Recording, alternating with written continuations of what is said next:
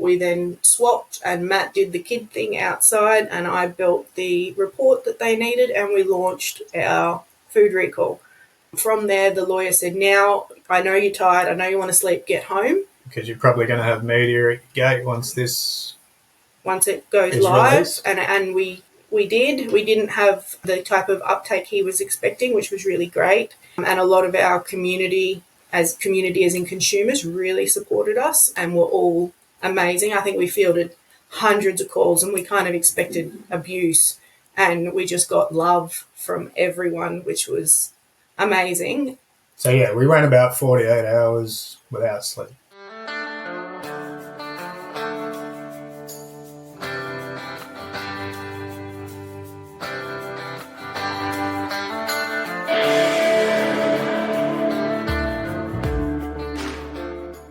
Welcome to the Profitable Farmer podcast, where we share stories and tips to help you run a better farming business and create your very own freedom farm. If you're looking to work smarter and not harder in your farm business, welcome. You're in the right place.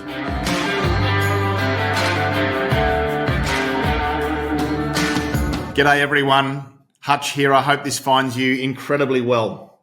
In this game of farming, there are so many risks that we navigate each day, each week, each season. It's really important to stop and do a formal risk audit. I know our members at Platinum Mastermind complete a risk audit of their farm business often. There's two risks, I think, that are major that often we neglect. The first one is, what would happen if something significant happened to me? How would your farm be if something significant happened to you? Would it continue? Would your family be supported? Do you have a going concern that can run successfully without you? And with that in mind, I think that sometimes we, and the fact that our businesses are completely dependent on us often, are the biggest risk to our business. So something really important to think about. It's a big reason why Farm Owners Academy exists, to help people to create farm businesses that can continue to run should something significant happen to the key people in the business. But the other key risk that often we don't give real thought and time and planning to is if there is a major biosecurity impact, or if there is a major legislative change that can fundamentally change your reality. So in this episode, I'm actually going to hand over to Sam Johnson, who's worked very closely with Matt and Hayley Watson. I'll ask Sam to introduce Matt and Hayley and their free-range egg business to you. And included in this interview is their FOA business coach in Alison Hamilton. So I won't give away too much other than to say that Matt and Hayley, you are incredibly valued members of our Platinum Mastermind and alumni community. And your courage, your resilience and your conviction in the face of adversity and having to deal with the onset of a major biosecurity risk to your business has been incredible. You're an inspiration to us all. You've got our support, but congratulations on all that you've achieved. Sam Johnson, thanks for stepping in for this interview. I'll hand over to you, and to all of you, please enjoy this really important interview with Matt and Hayley Watson.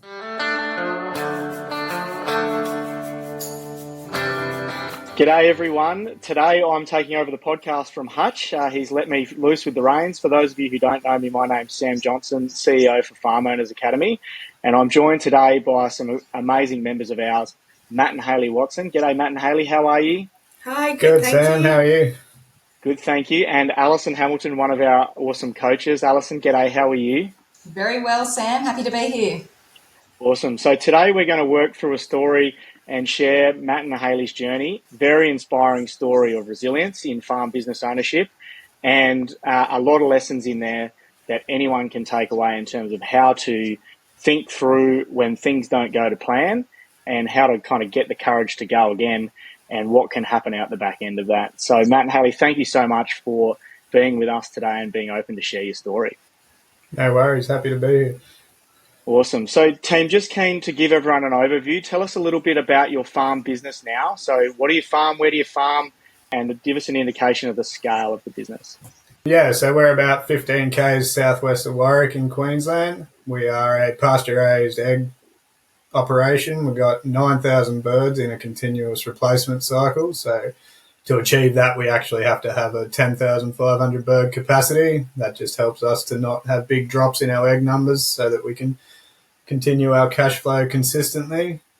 We've been here 18 months now on this farm. We've built it from scratch right up to 9,000 birds. And it's all going really well. We've got a good team of staff. They know the job. We basically, we have a lot of time now to work on the business and get the little things right. Love our crew. They're good. They keep us pretty on our toes as well. They come to us with if there's any issues. They know that our values are there and they stick to our values. And then if we ever sway away from them, they pull us back on track as well. So we've built out a really strong team here, and we're really happy with how things are going right now. Awesome, well done. And just talk to us about your roles, each of you in the business as well. So I was the financier, the financial controller for probably the entirety of the 7 years. I've really only stepped back in the last 4 months. Yeah, and removed myself from the business just so that we can have a little bit more balance between us. And Matt is very much the quintessential CEO now. Yeah, I've taken on the whole sort of running of the business. Rather than getting stuck in the day-to-day, I sort of take a step back and get an eagle eye on everything that's going on, and it just frees me up to make a bit more informed decisions and, sort of in that CEO role more than being the farmer themselves. So unreal. And just to give everyone an indication, so scale, we talk about scale at Farm Owners Academy being the revenue you generate, not the number of hectares you farm. So the scale of a 9 to 10,500 bird egg operation, what sort of scale is your business? At the moment, we're hitting $100,000 months in terms of revenue. That's not fully optimized. We can be doing better, but right now that's where we're at. Great. So a bit over 1.2 million a year in terms of total revenue from the farm business. Built that in 18 months at this new farm. So pretty incredible story. Yeah, built in 5.5 Yeah, months. technically we built it from June to December in 2023. Yeah. So. Yeah. Cool. Well, let's go back because that is the guts of the story that I want to take people through. But if we were to go right back, you're also an inspiring story of a first-generation farm business owners. So how did you get into farming and what were you doing before that? Yeah, so I'm a qualified boilermaker. I was building boats and then I went into super yachts for a little bit, and I got really sort of sick of working in a shedded environment where you just go in and do the same thing every day. My family are intensive vegetable growers, or were before their land was taken back by council because it's in a prime part of Brisbane, but they really encouraged us to just give stuff a crack, and we ended up we purchased 10 acres in Yatala, which is in between Brisbane and the Gold Coast, and we were there for about 18 months. Tried a bit of everything, tried to grow some garlic, tried to grow other things, couldn't really grow anything. We realised we weren't croppers in a real hurry. Yeah, had 20 chooks. And had 20 chooks, and I used to take all the eggs to work because we didn't used to be able to eat so many, and realised how much people wanted them, and then we started doing a bit of research and realised there was a really good cash flow business in eggs, didn't we? We had our first child, and I was really not coping with PND and Matt working 6 days a week, building sheds and building boats, and we needed something to change. So we packed up and moved out to Warwick. We were looking around Toowoomba, but we kind of landed where we landed in a hurry and so it was a lifestyle change, like for a lot of people, I think, get into farming for the lifestyle. So it was a lifestyle decision initially. Yeah, great. When did it start, or what led to it becoming, or you realising this could be your main thing? How long did that take, and what was the journey to get to that point? Well, I put my skills to work, and I sort of, just looking at what other people were doing, I designed our first ever free-range trailer just out of my head, and I used a couple of mates that I had that were pretty technical with all the sheet metal. And yeah, we just based it on one that we had seen put together and did it and thought, let's go. We got 650 birds. And while Matt did that, I started calling grocers and anyone that was quite large in Brisbane and saying, if we gave you eggs, would you buy them and what would you pay for them? And very basic entry-level conversations. And a lot of those stockers we still have today, they were all really honest with us and really forthcoming with where we could take this. And yeah, so we filled it with 600 birds and we just thought we'll see how we go. And we realised pretty quickly that if they got to the end of their life and we had to replace them, we'd have no eggs for 6 weeks. So we started building a second trailer as they were getting towards the end, and then that led to a third and a fourth. And 5 years later, we would... Yeah, I don't think we ever had eggs in our cold room for longer than a week. Like buyers just kept coming, and it reached a point at about 3,000 birds where we got to stop cold calling people and asking them to buy our eggs, and they started to call us and ask if we could stock them. I think that was the point we realised we could make a pretty good business. It was a pivotal point too, because at that point we were burnt out. We just started FOA in the Take Control program. We didn't have any staff. It was getting very hard very quick because there was no days off. So tell us what a typical day would look like. So 3,000 birds, just give us an indication of the turnover in the business monthly then at 3,000. A day looked like me doing all of the farming. Back then I was pregnant with Charlie and Coop came with me. We wet fed, so we would pour out our feed into troughs as a way to get them to take more grain in, which we no longer do. I collected all the eggs, packed all the eggs, kind of in between naps and sleep time and whatever else. Matt worked off-site then, building sheds for our next-door neighbour. He had a shed building business, and Matt worked there to supplement our income so that we could continue to grow. This was in 2019 at that point, where it was the middle of probably the worst drought this area's seen in a long time. So that was more, I was working off so that we could have a life outside of the farm. Like we were breaking even almost in the farm, or we probably were at that stage because we didn't have any staff, but we didn't have any personal money at that point. So that's why I was working off site. And yeah, poor Hayley was 6 months pregnant and with a toddler on her side and doing all the work herself. And $34,000 a month was our turnover. Yeah, it's a very common way people start businesses, isn't it? So you're doing everything, you're supplementing it with outside business income. If you think back to that point, what was your vision or what were your goals for the business, if you can think about back in 2019? There was a bit of time where it just became survival of the fittest. We had no water running in our house for like 8 weeks during the drought because we couldn't afford to buy water other than stock water. And I think that was quite common for a lot of Queenslanders. It became survival of the fittest, and it was doing the Take Control program. I don't think before then we'd really sat down and gone, where are we going? Like, we're just getting more chickens and more chickens. Where does this end? Where's the goal? And that really gave us time to sit down and look at those goals. It also coincided with the feed that we were purchasing being more than 3 times the price of the feed we purchase now. We were certified organic at that stage. And we had a conversation with Westy and just said, we're stressed, we're tired, we don't really know where we're going. And he said, probably before you make any large decisions, you need a staff member. You need some support. I can't keep doing it forever. And, Matt comes home from his job and I've got a list of things that I wasn't physically capable of doing that day. And so that was when Jeff was born. He come along into our business and he's still with us now. Doesn't want to manage, but pretty well manages. He knows everything and can do every job, but he just doesn't want the title, which it's always worked for us. So. Yeah.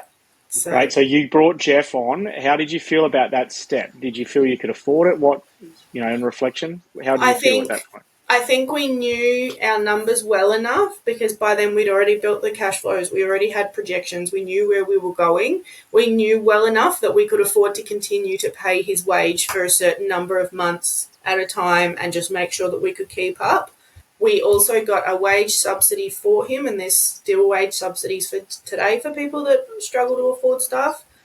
So that was a massive help. I think it was like 10 grand over the 6 months, and he was only part-time then. And we just kind of made it happen and just made it work.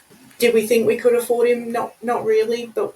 I think we just sat down and looked at it like, we were being taught through Take Control that we had to look at the value for the time we were putting in compared to, there was a lot of $25 an hour jobs that I was doing or Hayley was doing during the day where, if we managed to get outside of that and make the calls and do the things to promote the business, they're $100 to $200 an hour jobs, which is where we needed to be.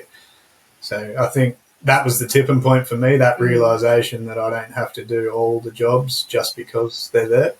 If we can pay someone a reasonable wage, they're happy, it puts money in their pocket and supports their family, as well as freeing us up to grow the business. And having Jeff it took about a week, and we were like, this is the best.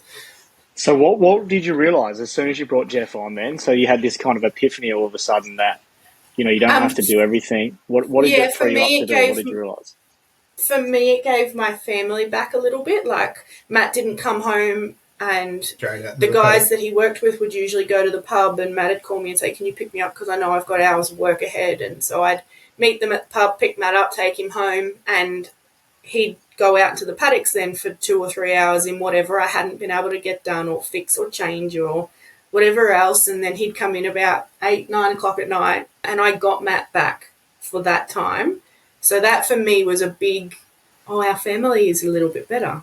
And then it was, how can we make our family a little bit better again and again and again. And it was just a roll-on effect of how can we buy back our time more. I think it's probably similar for you. Yeah, I think that was the epiphany moment was, you could see that with a staff member, you take the weight off your shoulders. You don't have to be the one that, just because you're self-employed and a business owner doesn't mean you have to be on your own.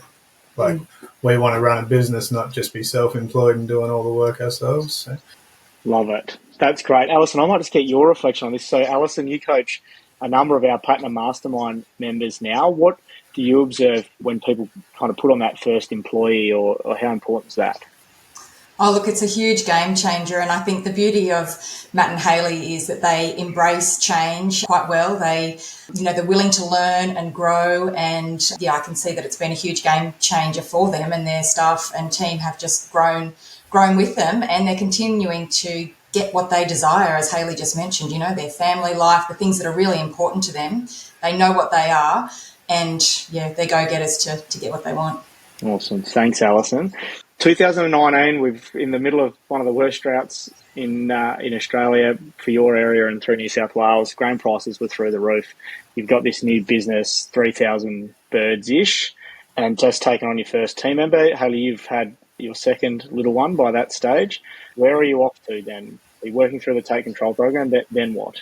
We had a pretty big decision to make. We could either, pull up stumps and try and sit comfortably with one staff member and just survive through till things got a little bit better, or we could push through because the demand was there and we could just continue to grow the business and take the risk.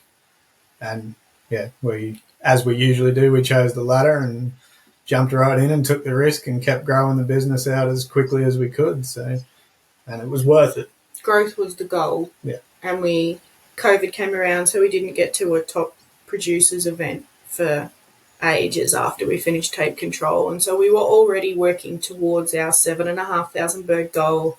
We already had a second part-time, and Jeff was almost full-time. And we sat down at the top producers, and it was because it was so far from when we did Take Control, it was a really good reflection of what we had been working on and a really intensive rehash of it.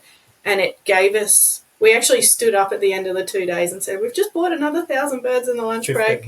Yeah, we had the capacity for them, and it was when we were umming and ahhing, do we sit still? And I think it was a session you did, Sam, actually, where you said, you got to be good at making fast decisions. Like, you'll make a hell of a lot of decisions in business, but you only have to get 25% of the big decisions right.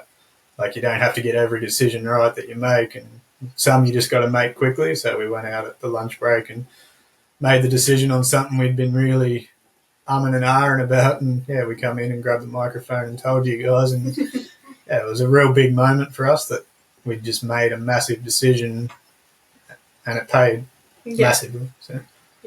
I remember that, and it's the value of being in that 2-day workshop is you can work on your business and make some really key decisions in a fairly fast pace of time, and commend you both for that and the decision making that I think it's one of the key skills you have is being able to make fast decisions. You do the numbers, but you make fast decisions and you implement, and that's what all the successful entrepreneurs do. So just keen to understand, so you sort of said you were like 3,000 birds, you didn't really have this goal. What was it that you gained through doing the Take Control program? And then how did that change how you thought about your business? Without realising it then, we know the word now, we got aligned. We got aligned with what each other wanted, aligned with our values. We'd never even thought about our values. We knew we were loyal, we knew we had respect, but we'd never really even considered that we would have values that our business would work on.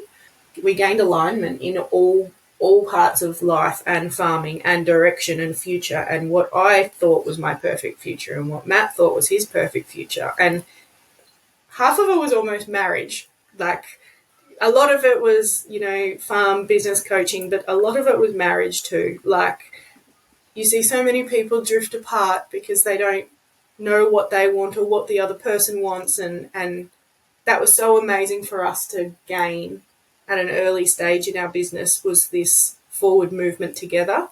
I think that was probably the biggest thing for me. Yeah, alignment and clarity was the big one for me. Like by breaking it down and using the CAP that you guys teach, we were able to set a 1-year goal, a 3-year goal, and a 10-year goal, and then break it down into the quarters and weekly meetings and things that just really got everyone on the same page. So. Yeah, so just this real sense of clarity. You both felt like you're pulling in the same direction all of a sudden, and you knew that the steps you were taking each week were taking you towards that goal, if you had to describe it. Yeah, there was a few more disagreements, but less arguments. You know what I mean? Like we had a lot of moments where we disagreed on things, but by talking about them and talking them over, we had less blow-ups that got to a point where we were actually disagreeing properly, if that makes sense. Like, yes. Yeah, you were disagreeing in the right way rather than the wrong way. Yeah, love it. Alison, how important is that alignment in family farming business? Absolutely huge. And you're right, these guys, they have such good communication. They really got that rhythm right from the beginning. They dug deep and committed to the CAP, and it's really shone through, and that alignment definitely shines through and has helped them grow to where they are today. And as a coach, Alison, what do you see happen when people kind of are struggling with alignment, or just, they're not aligned as a business unit? Yeah, it really halts that growth. It halts going forward. People are going down different paths and are treading water, whereas I haven't seen that with these guys. They actually, they know where they want to go and they do what they need to do to get there. It's huge. Yeah, so I think there's not any greater investment you can make in terms of getting in sync as a leadership team or as a family in your business. It's the number one first thing that I'd encourage everyone to do if you're working in family business. So we're kind of talking about working with your partner now. Team, how do you manage that? And like, does it always go well? How do you kind of work together as a husband and wife? It definitely doesn't always go well, but I think that's the beauty of it. We have really defined roles that we play in this business. Like, Hayley doesn't come up to the shed and when I'm having a toolbox meeting and, if she has things that she wants to raise, we talk about them first and I can take them to the guys. Hayley doesn't just come up and decide she wants to change everything, and because that's a very defined role for me. I'm the person who runs the day-to-day. And I think that was born out of respect for Jeff. We can have all of the conversations that we want in bed at night about what's going to happen the next day, but Jeff's not in bed, so he doesn't know what's happening the next day, and we can't dump that on him the next morning when I'm saying, this is what we're doing, I need you fencing this, I need you doing this, I need you doing this, I'm doing this, Matt's offside. But we had spoken the day before and had a different plan, you know what I mean? So we got really clear on our roles and who was allowed to say what to certain people, and the conversations we have to have, which are on a higher level and very strategic, we have together, and then we take them to the staff. We don't have them in the middle of a team meeting or anything silly like that. So, and I don't really present anything to the staff anymore. I probably haven't for about 4 years. Matt will tell me he's got a problem with something. I'll have an idea in my head and I'll say it might be far-fetched, but here's my suggestion.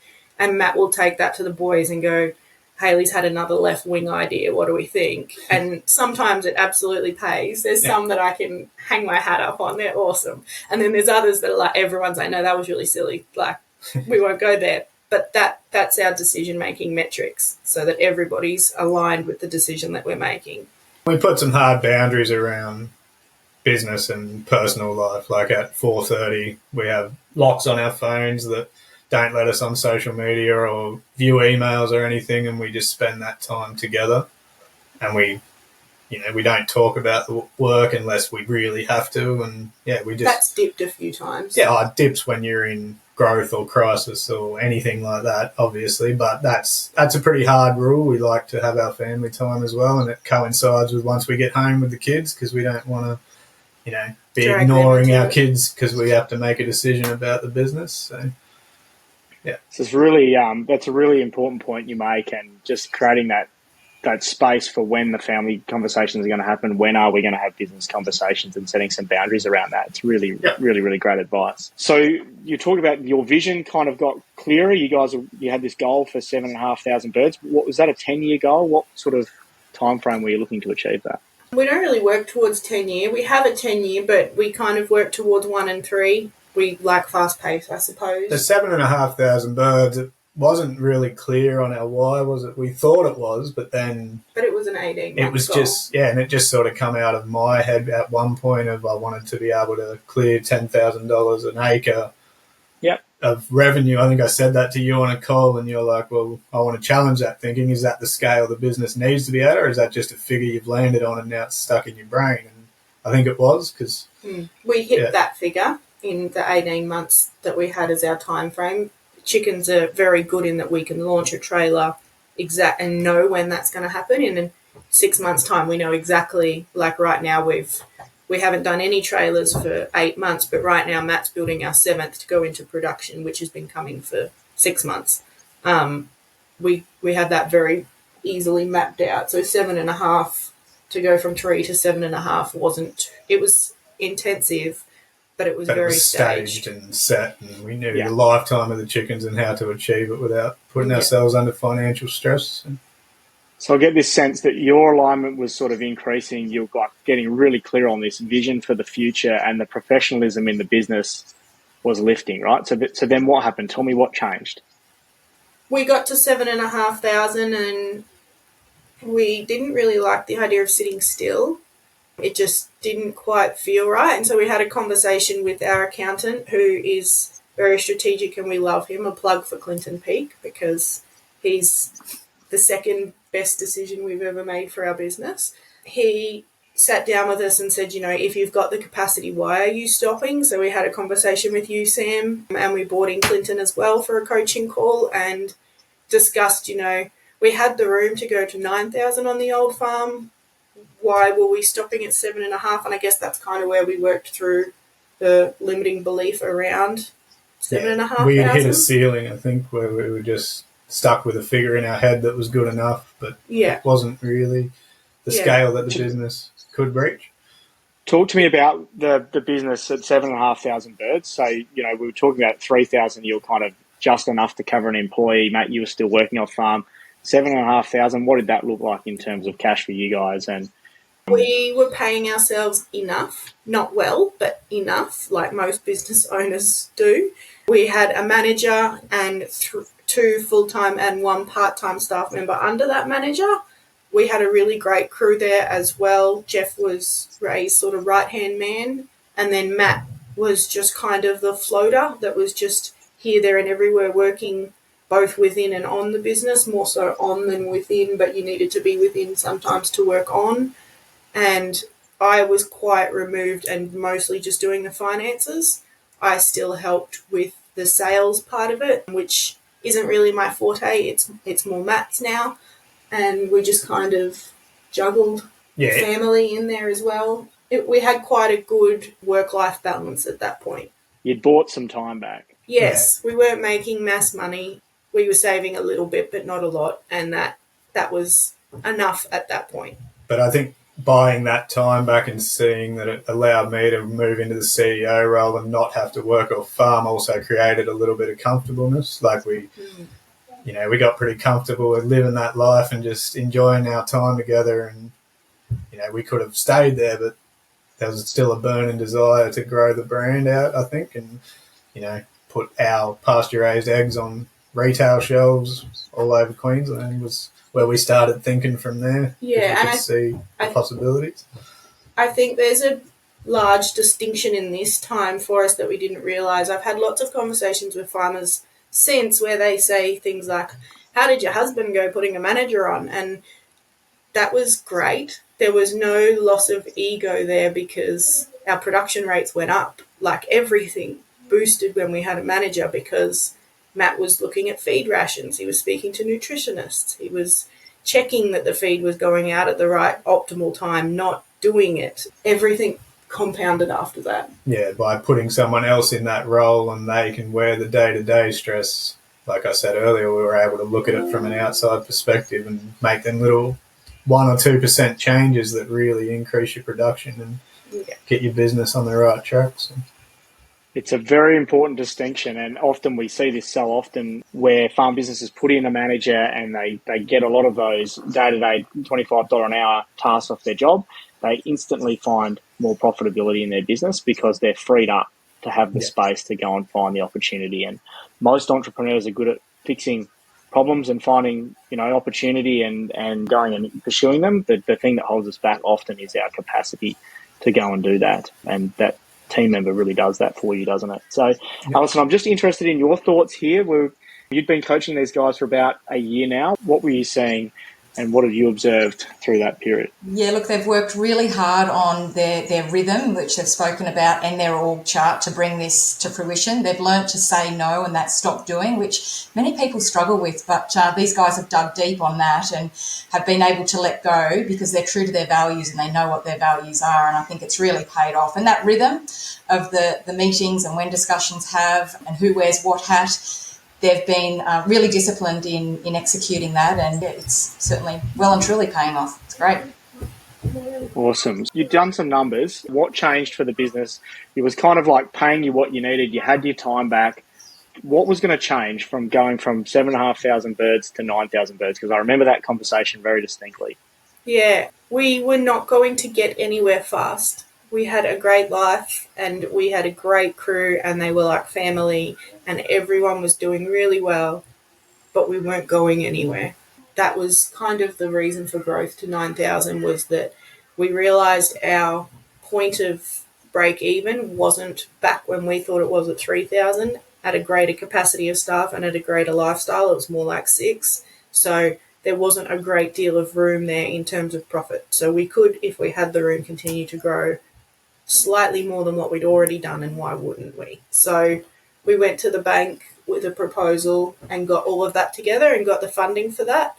And then for the first time in our life, we sat on that money without spending it on trailer builds for about 3 weeks. And neither of us could really work out why. Why we were procrastinating. So. Because procrastination is typically not something we problem with. And we kept going to this dam called Conley Dam to sit and keep working on our alignment together because we both felt it and we both didn't know why. It was quiet. It was away from the staff. We actually had no service, which was good because we couldn't be interrupted. And we'd breed or we'd just plan together and try and really get to the bottom of why we were sitting still and why we had this money but didn't want to spend it.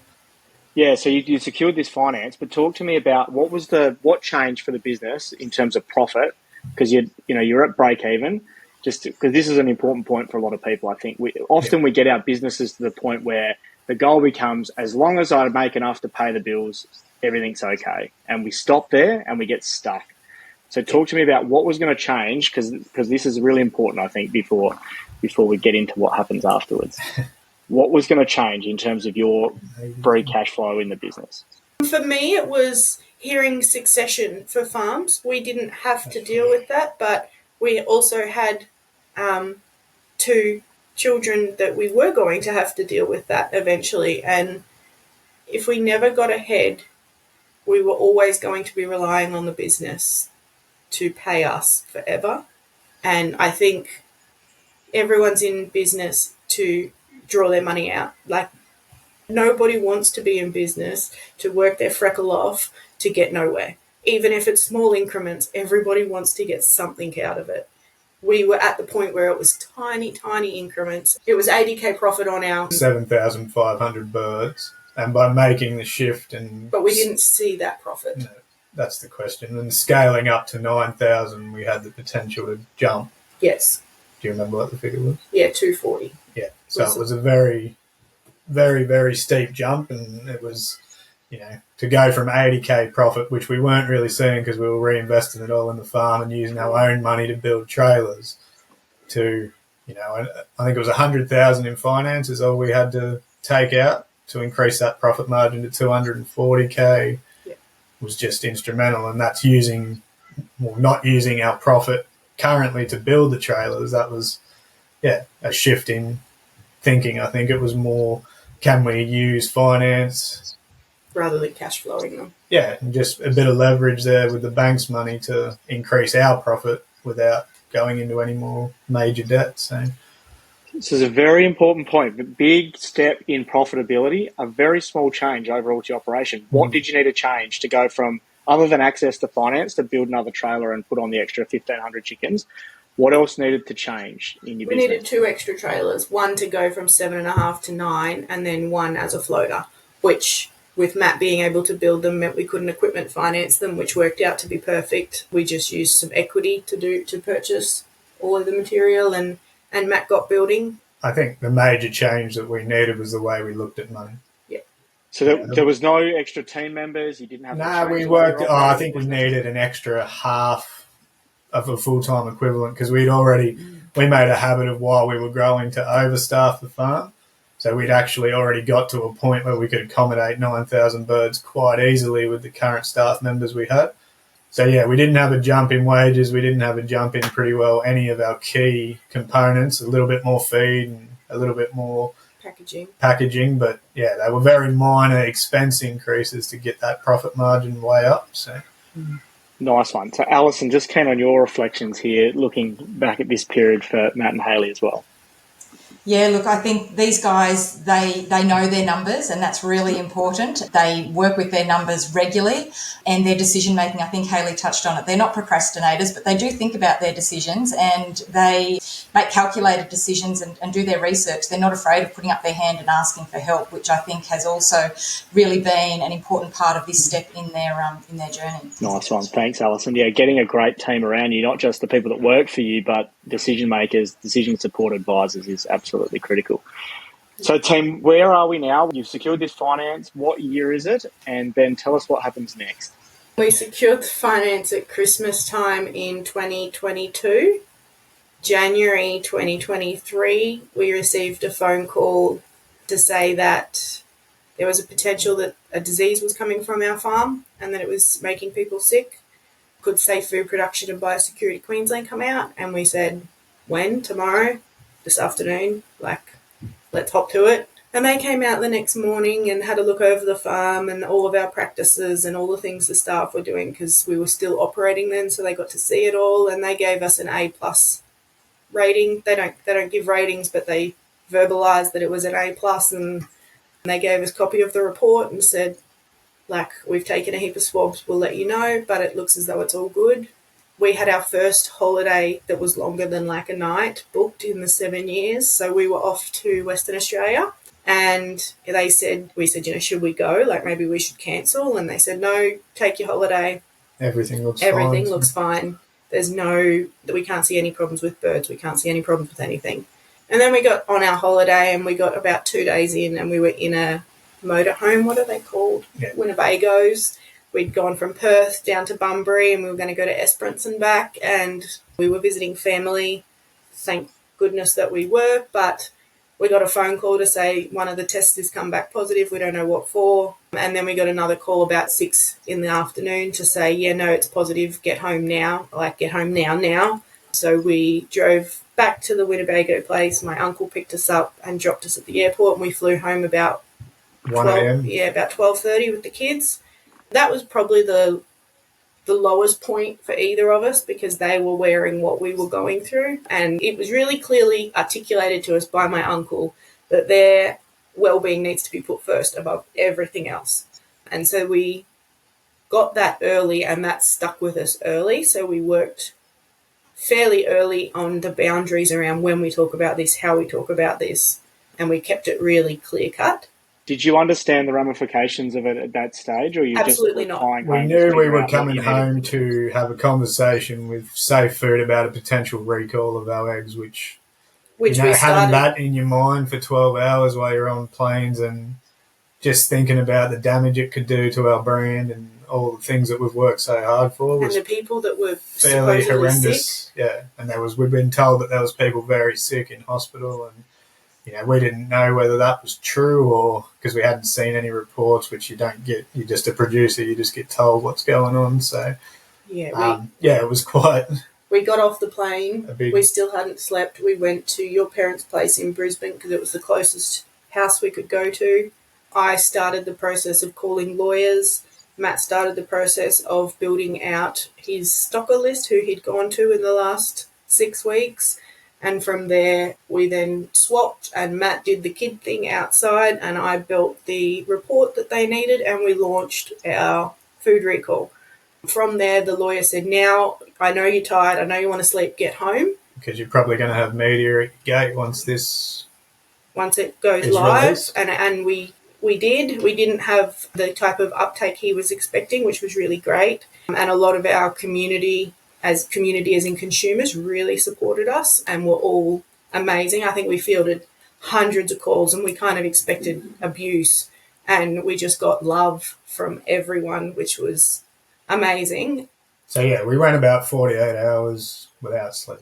Yeah, that was a get the process done from where were we? Bustleton Jetty, which is like the westernmost point of WA, back to home and a recall and everything we had to do in 48 hours and no sleep. So they've figured out there's this disease. You don't know what's going on. No one's really telling you what's going on. But we had been confirmed next? to have it. So food production were really good to us. He held our hand a lot.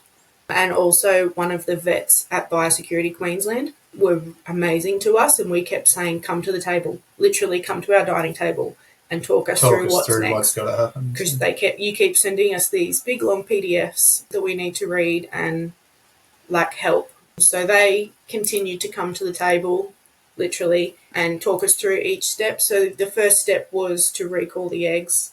The second step was to go and get what was recalled. So we went around to each of our stockers so that we knew how much money to give them back. We then had to dig a burial and dispose of all of our birds. We then had to crush and destroy all of our equipment. That was the safest way out. We could have tried to clean and sanitize and on-sell it, but there was always a risk of missing a spot or, something going wrong, and you sell it to another producer who then turns up with SE, and then you're right for litigation. So it was easier. And you've put them where we were. And we'd never dream of putting someone else in that position. So we destroyed all of our animals, all of our equipment, and decontaminated the property. We had to bring back the staff that we'd already terminated because the disposal of the birds and livestock was all on us. And it had to be done. You can't really go around grabbing birds in the middle of the day to destroy them, so we had to get them back in at midnight one night for 3 nights in a row, and 3 nights. Just slowly depopulate the entire farm. So in the space of 48 hours, this business that you'd spent 7 years building had been taken away from you. Completely gone. Yeah, there was the 48 hours of the recall. Flights and the recall, and then there was about 3 weeks where not much happened, except we were collecting eggs we couldn't sell and disposing of them and feeding these birds. We had to actually keep the birds alive till we got the confirmation, so we had to feed them, water them, keep them healthy, but just collect all the eggs and dispose of them. We couldn't sell anything. So Matt really pushed for the next processes. Well, the answer was we were going to have to get rid of them regardless because we'd had a positive result, but they didn't want to confirm anything until they had their positives all and everything crossed and dotted. And, that's pretty hard on a person to keep feeding livestock that you're going to kill. So, yeah. Pretty tough situation, team. And not that long ago, only 2 years ago, Alison, you were supporting the crew through this. What was your observation through this period? Look, it was challenging. Let's not beat around the bush here. It was really challenging. But what I admire about these guys is that they stepped into action. They could have crumbled and fallen down around their knees, but they stepped into action. They did what they needed to do. And again, they just asked for the help and the support. And they knew they had that from, many avenues, including FOA, to get through that really challenging period. So I highly admire them for the way they embraced it. So I'm keen to explore, Tim, how do you come back from that? Like, devastating blow, any business. We were at my uncle's dining table in Perth. When we got the news. While we were waiting for the flight, because they don't live far from the airport. And he's a very successful entrepreneur. He's entrepreneured his way all through life. And he kind of laughed when we were sitting there crying, and he said, me being the emotional wreck was like, why are you laughing at me? And he was like, because businesses have catastrophes. They happen. It's how you react and how you bounce to them that counts. And I was a hot mess. We both were during different sections. There was no stoic, let's get through this. It was messy and rough, and we just figured it out each hour at a time. But having someone say, well, what else are you going to do? You know how to do chickens. You've done a very successful job of it up until now. Why aren't you just going to do it again?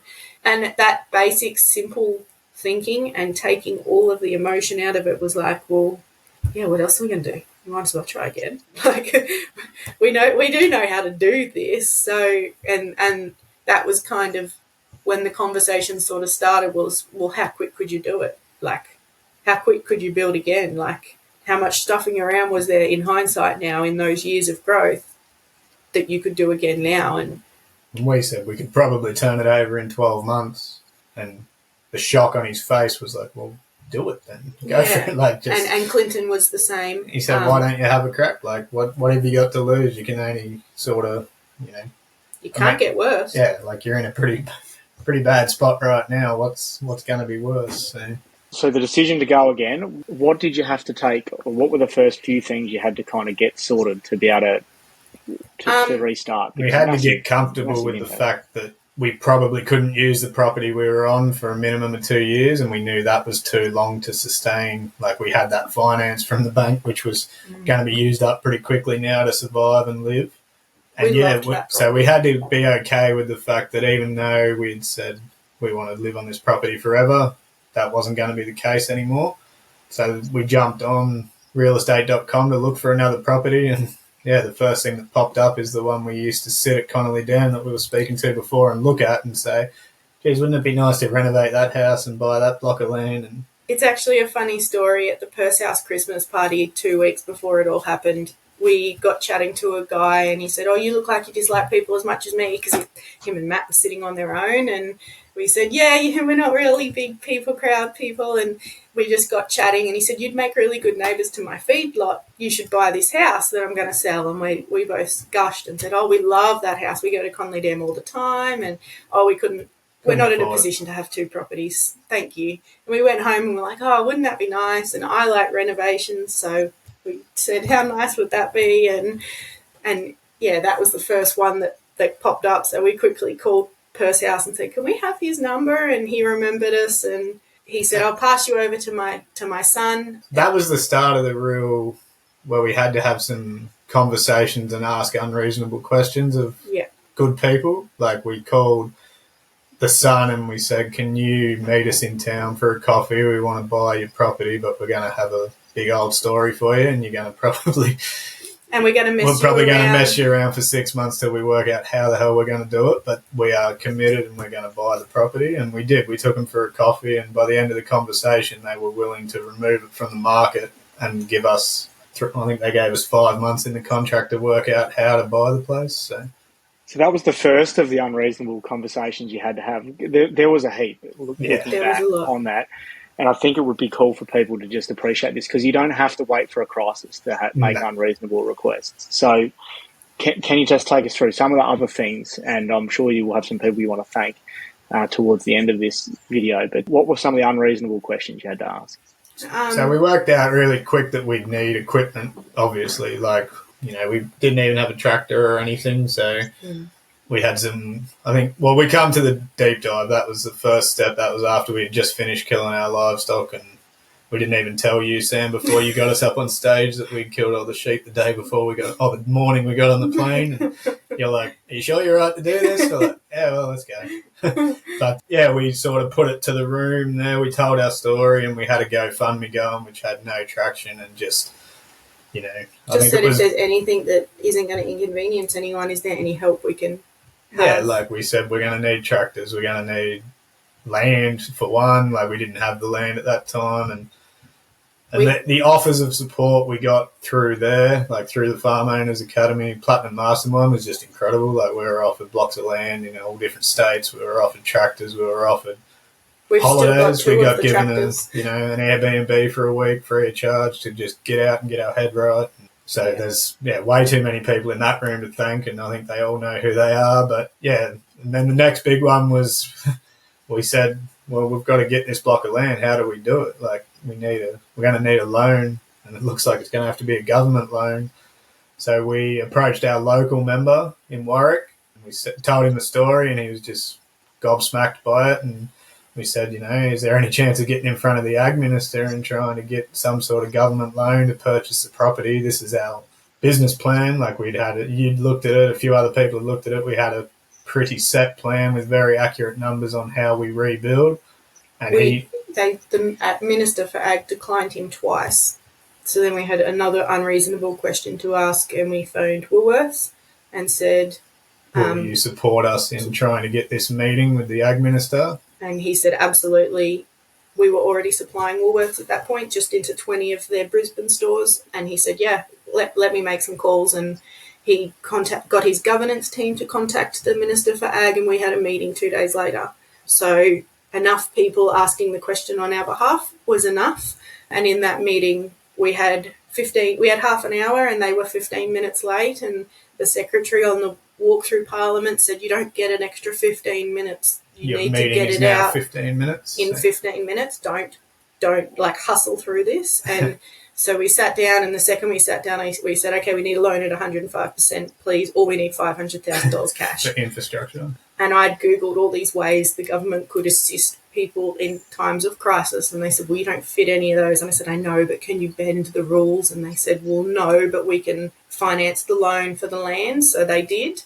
We went through a Q-Rider loan, and they gave us 105% of the loan price to purchase, with the proviso that we pay half back in 1 year.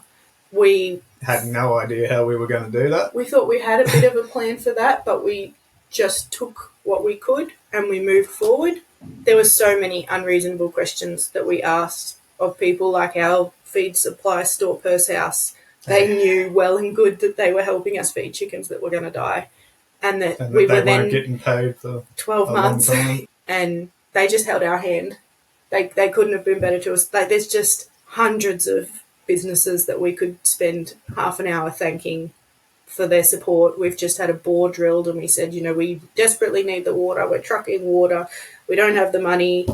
We might have $6,000, and the bill came to 25. And he said, that's fine. Just give me $100 a week until it's paid off. And just so many people that, if you're honest and upfront with where your position is at, are more than willing to help you.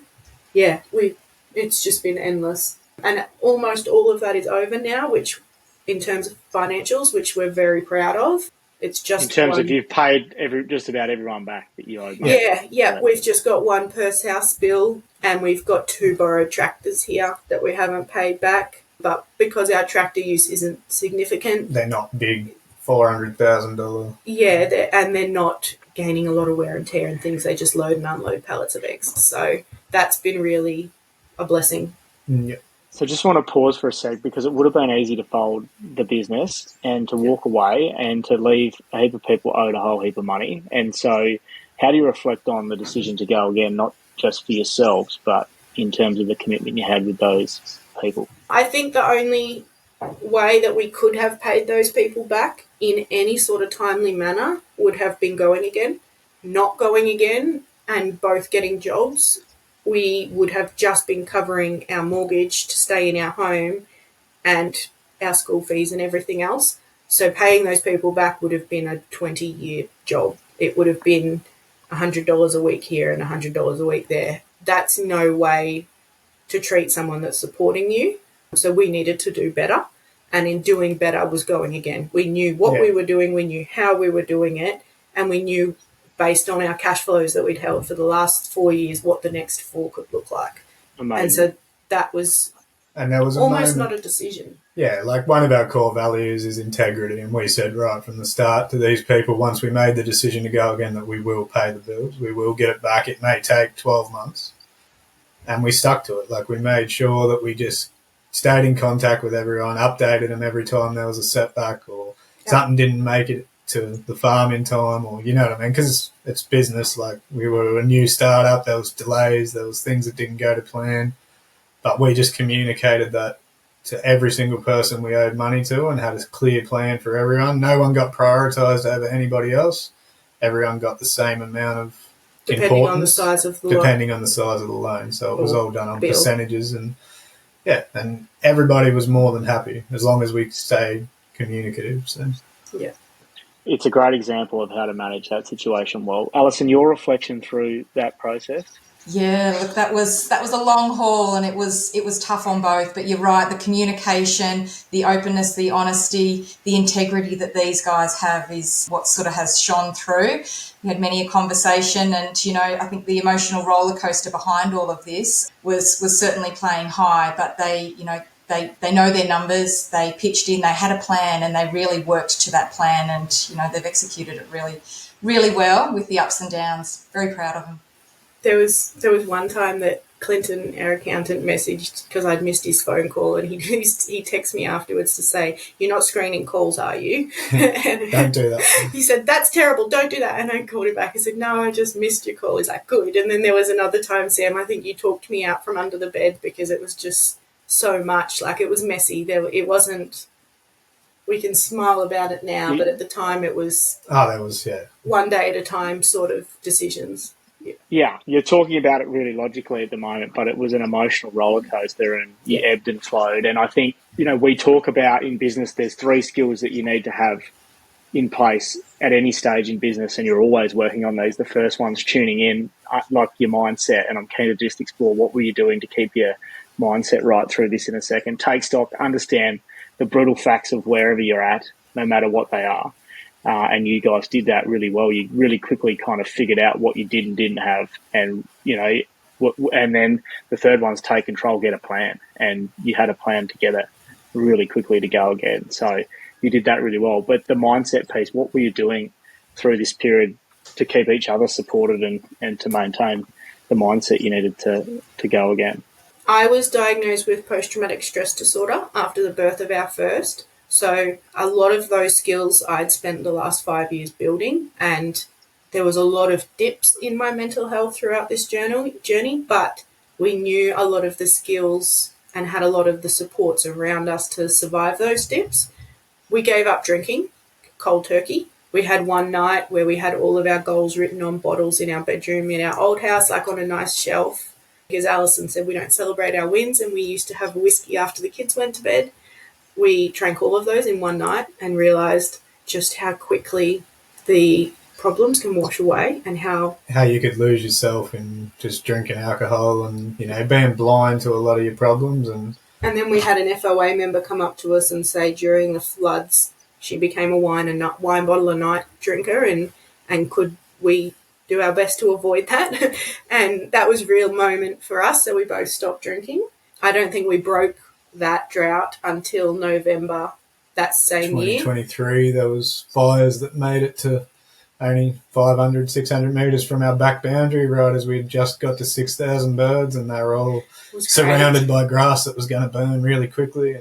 And then we had a couple of drinks to celebrate the fact that we put that fire out, but that's about it, really. We haven't really drank since. That was a massive step in the right direction for our mindset, and we weren't even big drinkers before. We just needed to constantly have the conversations that you don't have when you're sitting drinking. And just concentrated on our health and surrounded ourselves with really supportive people, like people that were going to build us up and not talk about how terrible it was what we've been through. They were talking about how amazing it is, how far we've come, not, living on, how'd you go handling the disease? And like, it was just all positive and about the future. And yeah, like there's just... We started getting really clear clarity on who was talking to us about our future and who just wanted to know about the past. Neither of us have ever been real people watchers before, but it became really apparent to us that there were conversations where we left feeling really ready and empowered and driven and okay, and conversations where we left thinking desolation. Thinking about what happened and then going back down the spiral of how unlucky are we and we don't want to live there. Like it's in the past. It's part of our story now and it always will be, but it's not going to define us. Yeah. So.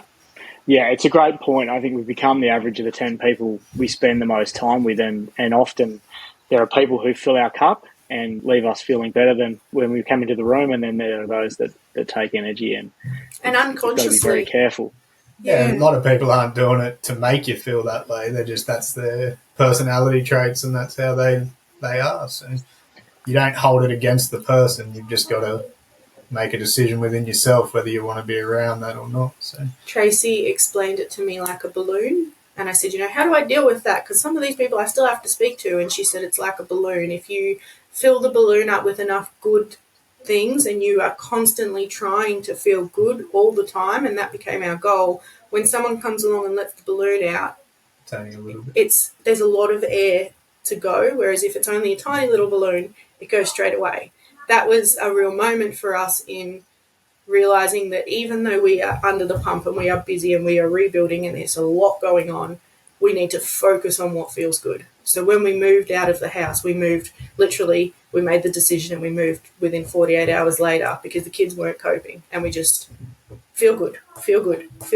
Just became... So we moved into a rental that we didn't have to do much with. It had mountain views and things that we love, and we got feeling good, and that's how we were able to plan the whole rebuild in 3 months in that house, so that it was step by step. We knew exactly what we were doing when we hit the ground running here on the 27th of June. So more people that we asked unreasonable questions of. Yeah. That house hadn't been lived in for years and years and wasn't really livable, and they just said, if you want it, you can live there. So more people. I want to move. It's amazing resilience team that you've showed, and I think you're a beacon of hope, and there's so many lessons in what you've shared for anyone who's dealing with their own version of adversity at the moment as to the best way to work through that. I want to talk now about, my observation is this perhaps has been the best thing that could have happened to you, even though it's been challenging. Talk to me about what's happened in the last 18 months. I think the reason that we've got good at fast decisions is because there's never been one that we've made that's turned out worse. We've always grown, even if the decision was a bad one. It's only bad while you're in it. There is an end to it, and then there is a new decision, and I don't think we've ever not grown from a decision we've made. Yeah, well, we've now built past the goal that was on the other farm, as we spoke about earlier. We're at 9,000 birds continuous now, and it's actually the ability to be 10,500, but the people that have come to us now looking for eggs, and we've built a relationship with Woolies that's twice as much as it was. We've got other stockers now that have come on board that are pallet buyers and things, and you're looking to help people get into the industry. I've got a new BHAG, which is to build a sort of a supply network. So we want contracted growers, people that want to get into pasture raised egg farming but are scared to take the step, and they don't want to spend 5 or 6 years building a brand like we did. So what we're offering is for people to come on and build their farm, and we will look at buying the eggs off people and supporting them through the whole journey of building a pasture raised egg farm, so that they can see the same sort of success that we have. Live the same sort of freedom life if they're willing to put the staff on and do all the steps that are needed. So So you've set up basically a demonstration of how to build a pasture-raised egg business from nothing in less than 12 months. If you want in less than 12 months. We wouldn't recommend doing it that quick. Like we've said to a few people now, you'd probably want to do it over 2 or 3 years maybe, but you can do it in that shorter time. Yeah. You can be profitable after 4 or 5 months. So talk to us about this vision for Watson Family Produce, and tell us a bit more about that. It sounds exciting. So There's kind of two parts to it. There's a lesser part in our trailers, and then there's what Matt was talking about. So the trailers, we've made them industry leading. So we had conversations early on with biosecurity and safe food on what is important in a chicken trailer. Where did you see our risks? Where could we have mitigated them? And the conversations come up like feed on the ground, feed outside at all, water outside at all, having access to wild birds or anything that might attract them is a no. And we've put all of that information in all the sleepless nights and built a trailer that is industry leading now. And there's also no one that builds one over 650 birds that we're aware of. So it's advertised and it's on the market for anyone that wants to build trailers that are industry or have trailers that are industry leading. Yeah, we've designed a trailer just through trial and error. On the old place, we had a pretty good design in what we wanted, but then we were able to add these things. So we've got feed and water inside, and the ability to have 1,500 birds in a flock, or 1,000 is a smaller size. But yeah, we concentrate on, from all our research, you're a lot more efficient with larger flock sizes on just in bigger pastures. So, you can have 9,000 birds with 6 trailers, where if you're going in small flock sizes, you may need 12 or 13 trailers to achieve the same sort of number of birds, and then you've got more labour to move them and to feed them and to collect the eggs and do all the things. So we're really working hard in that efficiency space. And then the growers, we don't really know where we want to go with that yet. I think the goal is to have 6 pallets per week per eastern state, and that has always sort of been the BHAG in the last sort of 12 months.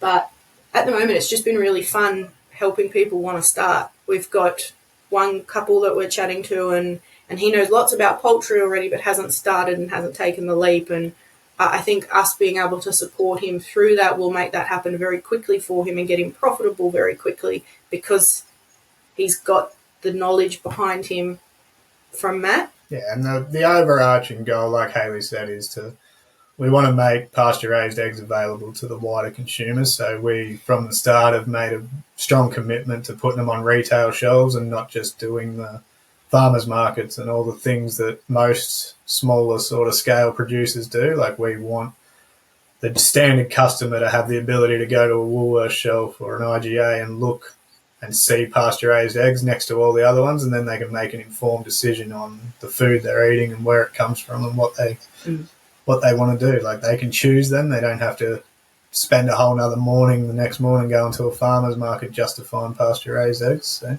it's a big vision, and I think what is really clever is that, you guys haven't just built this new business it's not exactly the same as the business you had before. You've thought about how do we make this thing really efficient.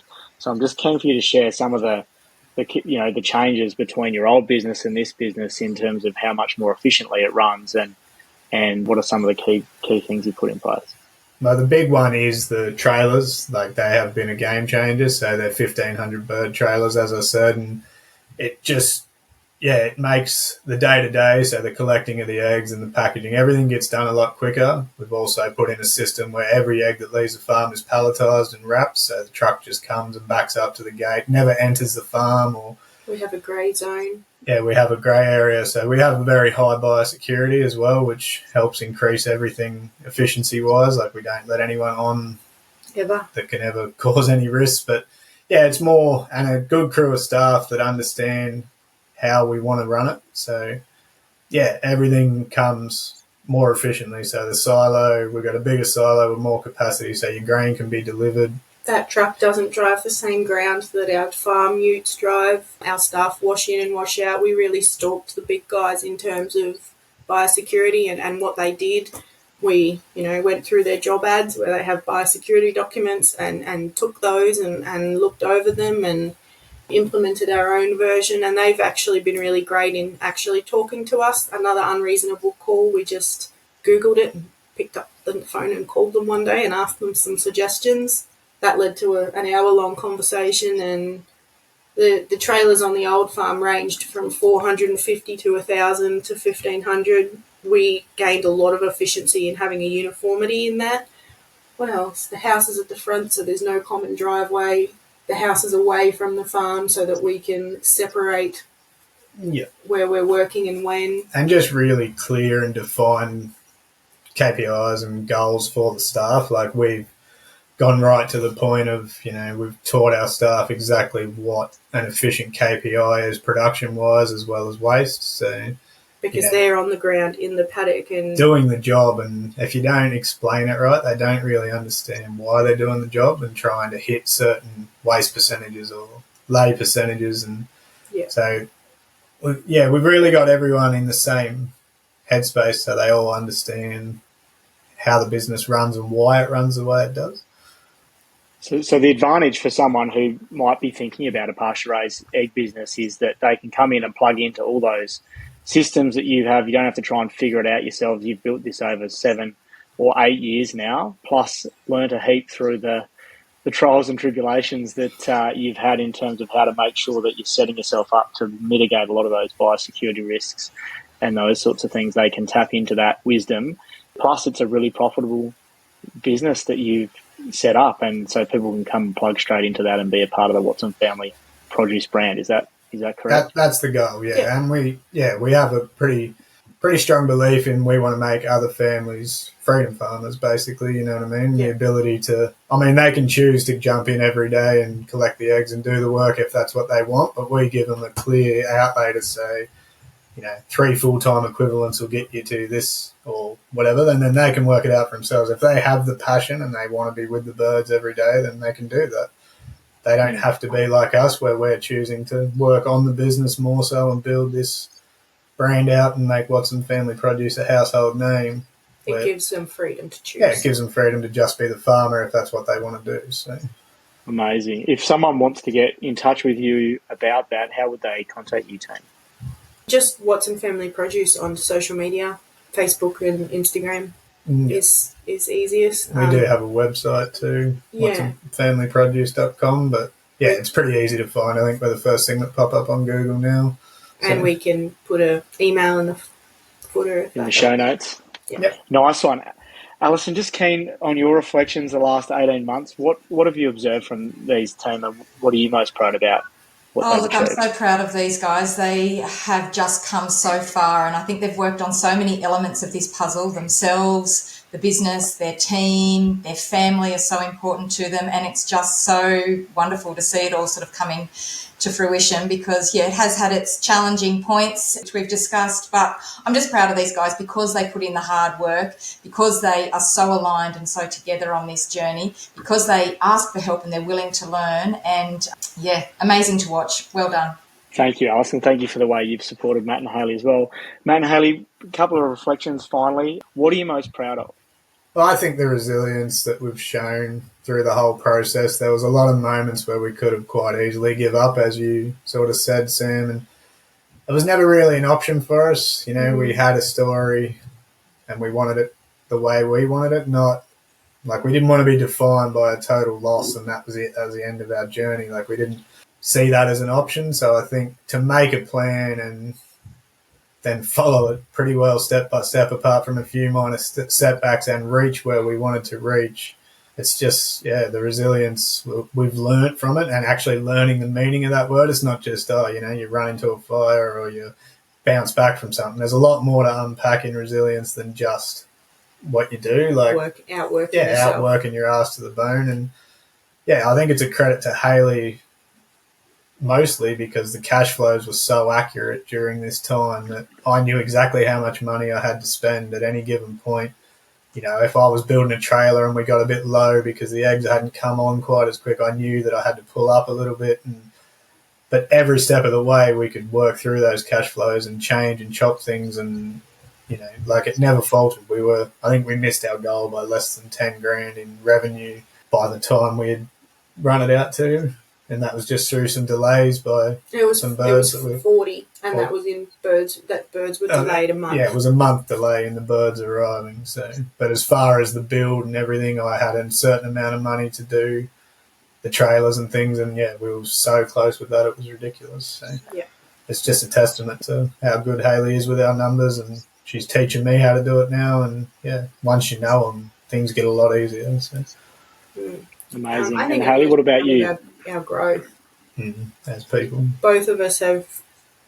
I look at Matt and Hayley on the old farm, and I think they're almost asleep we were doing a lot, but we weren't doing what we are now, and with the same time in the day and with the same lifestyle still, but we are accomplishing a lot more because we're not running around like headless chooks doing everything. I think that growth in ourselves has been, for me, the biggest thing I'm proud of. Amazing. Thank you. And what would your advice be to anyone listening who perhaps is motivated by this? What would your advice be to them in terms of their business and where perhaps their limits might be compared to where they think they are? Know your numbers and know them so well that your numbers scream at you where your limits are. And, it became really clear to us that our limit was our mindset when the numbers told the story. Every which way we did our numbers between 7,000 and 9,500, the numbers told the story. And the only thing that was stopping that story was our mindset. And I think that was it is really important for us to have known our numbers. And I think the other thing is building a team around you. We didn't quite realize at the time, we were just leaning on people because we felt like we needed people around us that believed in us, because we typically aren't people. We don't typically have a team that we go to usually. We'd only just started working with Clinton, and we text now weekly. My uncle, not that there was ever a bad relationship, he was in Perth, we were in Brisbane, we didn't have much of a relationship, and now it's weekly conversations and help with decision making. And I don't think there's a question I wouldn't ask, and they've raised 2 boys, so there's a lot of questions. And building a team, I think, knowing your numbers and building a team, and that team doesn't have to be staff. It just has to be people that love and care about you and are willing to see the best and are willing to help you achieve the best. And for me, I've said it at a deep dive now, and it's reigns true for me, is get comfortable with asking uncomfortable questions. Like, so many people are out there and they're willing to help. Like, don't think, I don't want to call this mentor because he might not have time to hear me out. Because, especially as farmers, like, if someone calls you and asks for help, what do? You drop everything and you try and work out a way to go and help these people 99% of the time. But then when it comes to asking for help, no one's willing to pick up the phone. And we found massive power in asking unreasonable questions of reasonable people. So, yeah. All they can say is no. Yeah, it's just reigned through. It's got us through some really rough moments, and it's helped us on the journey to where we are now. So. Amazing. And some people may be inspired to learn more about the Platinum Mastermind program on the back of this. Team, what would you say to people who are thinking about the Platinum Mastermind program? Dive right in. There's people that couldn't afford it and had 1 cow when they started. Just get to a top producers if you've got the ability to, even if you go in remotely, and it'll either define whether you want that step or not. You will take away from a top producers enough to make an informed decision, I believe. So we've helped 2 people attend top producers, and one is now in platinum and racing ahead, and the other one come away from top producers with 6 pages of notes. And when we asked him how he went, he didn't sleep the night after the second day because the information was just pouring out of him on what he could do differently. And now they're taking massive strides as well. So. Just amazing. Thank you so much, team. Alison, a final reflection for you, and then we'll sign off.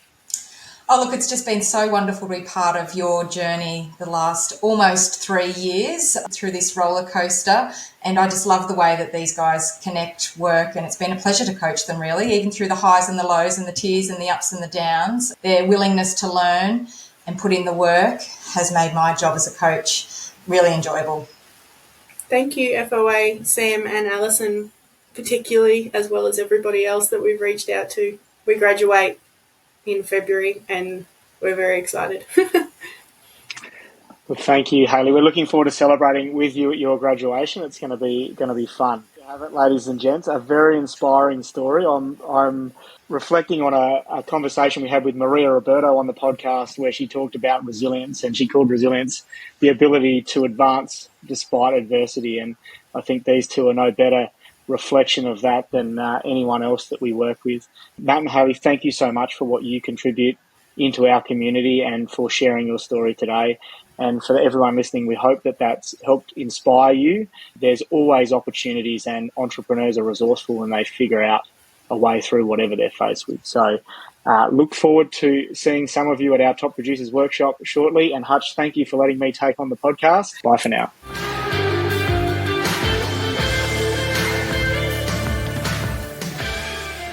Thanks for listening to another episode of the Profitable Farmer podcast by Farm Owners Academy. If you're new to this show, be sure to follow us. If you've been a long-time listener, let your friends know about us or come continue the conversation in the Profitable Farmer Facebook group. All the best as you grow your business and create your freedom farm. Until next time, keep being incredible.